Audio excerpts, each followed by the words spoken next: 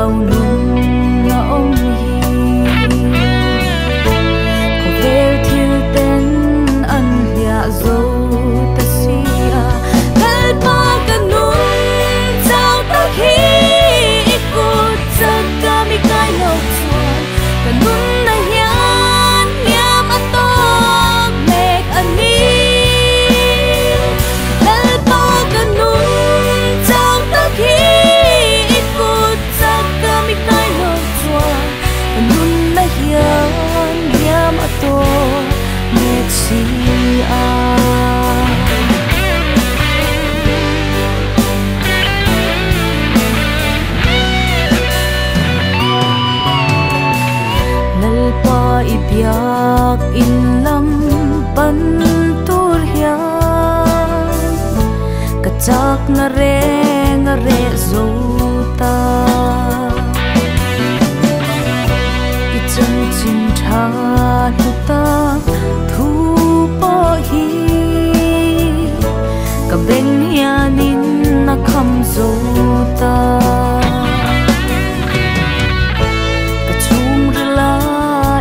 rau nun na hi ko hel thil ten an hia zo ta si a lal pa kanun chang ta hi ikut sak ka mi kai lo chua kanun na hian ya ma to mek ani lal pa kanun chang ta hi ikut sak ka mi kai kanun na hian hiam ato mek si a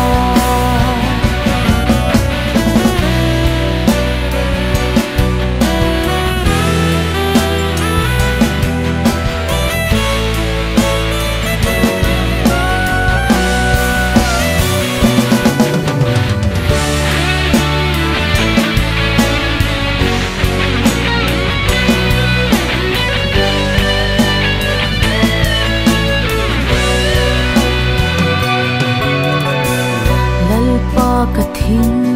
lunga khat liam hi nge ani min fia sakla i rong chau hi bole thei tur hia kanun hi siam thar le ang che